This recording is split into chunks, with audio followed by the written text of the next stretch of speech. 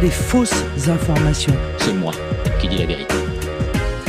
De ces fausses nouvelles. You are fake news. Info, décryptage, fact-checking, bienvenue dans Infox R1. Voici l'émission du mois de juin 2021. Au sommet de ce nouveau numéro, on commencera par un tour de l'actualité ces derniers jours dans le rétro de l'actu. On fera dans la rubrique Info ou Infox un petit best de toutes les fausses informations que nous avons traitées depuis notre premier numéro. Et en fin d'émission, comme toujours, votre rubrique Le Sky, la rubrique qui vous fera découvrir une vidéo qui a été tournée pour divulguer une fausse info. Mais tout de suite, comme à chaque début d'émission, on va faire un tour de l'actualité des derniers jours. C'est le rétro de l'actu présenté par Rodrigue Bedin. Voilà maintenant plus d'une semaine qu'Israël et le Hamas se sont mis d'accord sur un cessez-le-feu après 11 jours de conflit. L'interruption de nouveaux affrontements sanglants entre l'État hébreu et le parti islamiste qui ont principalement touché la bande de Gaza. Ce mois-ci, des affrontements et des émeutes ont en effet éclaté dans plusieurs villes, faisant au moins 232 morts côté palestinien, dont 65 enfants et de nombreux combattants du Hamas et du djihad islamique, et 12 morts en Israël, dont un enfant de 6 ans, une adolescente de 16 ans et un soldat. Le président américain Joe Biden a estimé que le cessez-le-feu à Gaza était une vraie opportunité d'avancer vers la paix entre les Israéliens et les Palestiniens et a exprimé sa sincère reconnaissance à l'Égypte pour son rôle dans les négociations. Sommes-nous enfin au bout du tunnel? L'épidémie de Covid-19 semble diminuer en France. Depuis lundi, la France n'a pas dépassé plus de 20 000 cas journaliers et parallèlement, la campagne de vaccination s'accélère.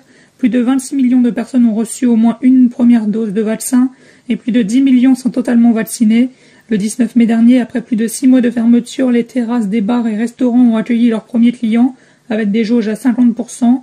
Les commerces non essentiels ont également rouvert leurs portes et le couvre-feu a été décalé à 21h.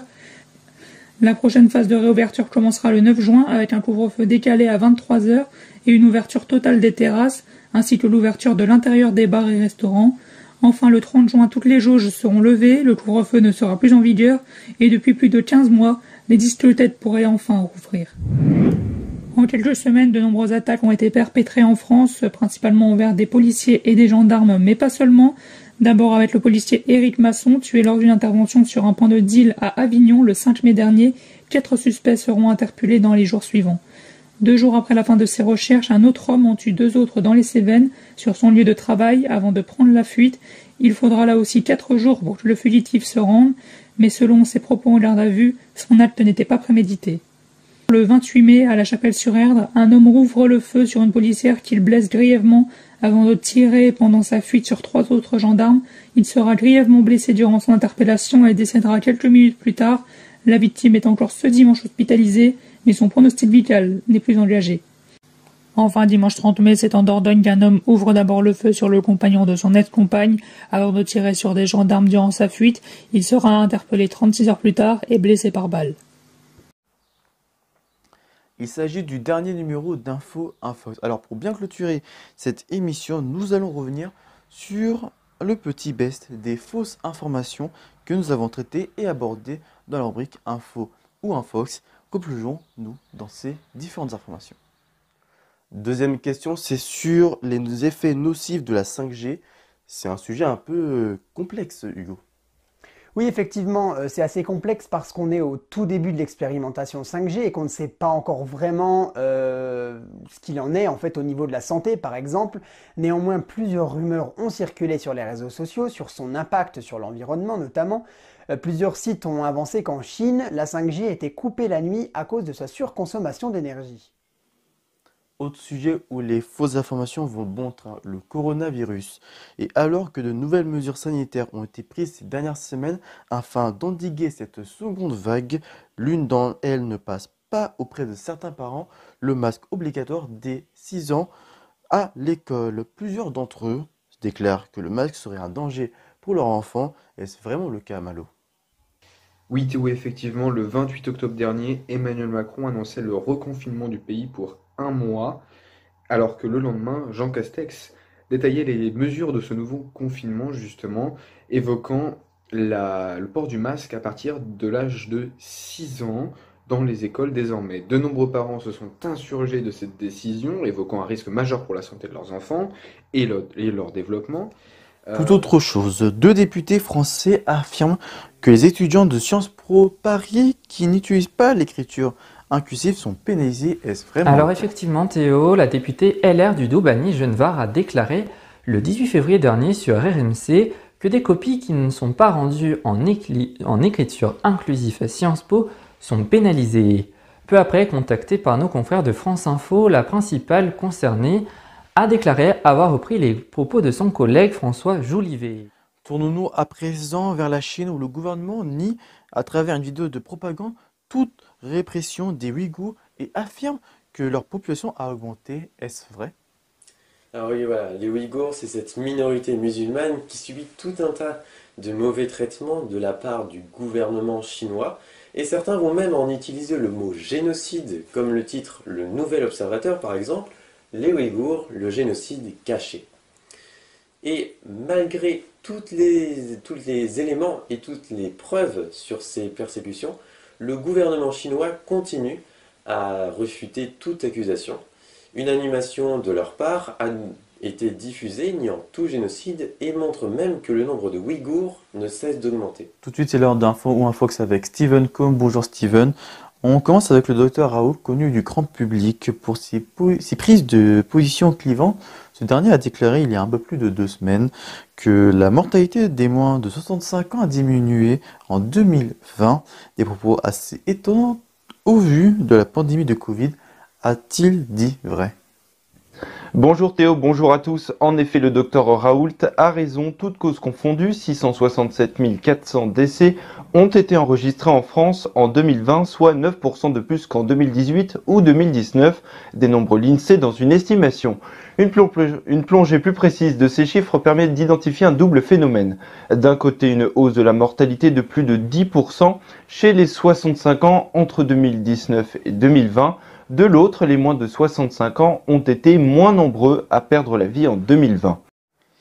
Et oui, toutes ces informations d'Info Infos que nous avons traitées depuis le lancement de l'émission, c'était en septembre 2020.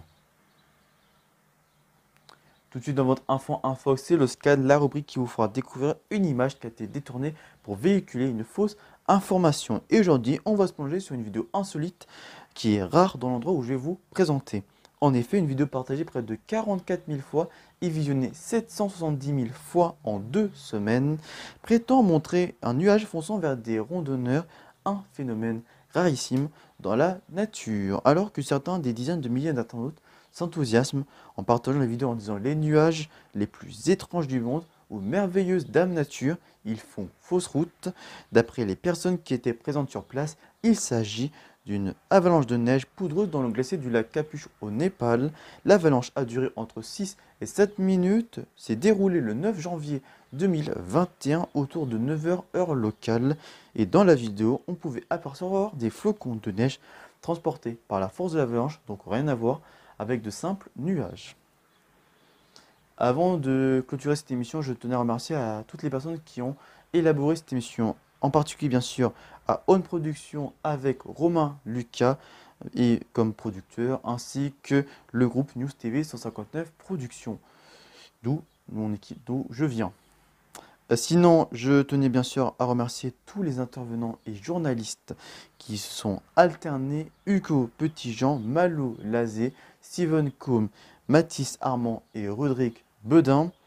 Et bien sûr à vous, téléspectateurs, qui ont suivi cette émission depuis septembre 2020. Pour le rétro de l'actu, vous pouvez retrouver en version podcast en exclusivité sur la-rétro-l'actu.lepodcast.fr ou toutes les plateformes d'écoute. Sinon, pour cette forme de mission, donc le forme de fact-checking, je vous retrouverai dans ce cas-là dans un format rubrique. Ça sera à retrouver à la saison prochaine, une fois par mois dans votre journal. Voilà. Fin de ce numéro d'Info Infox, c'était le dernier numéro. Merci de l'avoir suivi. L'info continue sur les différents réseaux sociaux d'AR1. Prochain rendez-vous, vous retrouvez bien sûr le prochain numéro qui s'affichera en bas de votre écran. Quant à moi, je vous retrouverai dans ce cas très prochainement sur AR1, dans un premier temps, dans votre rubrique du fact-checking, dans votre journal. Passez à toutes et à tous une très bonne journée ou une bonne soirée sur AR1. C'était Théo Tornet, d'ici là, portez bien et de rester curieux. Ciao.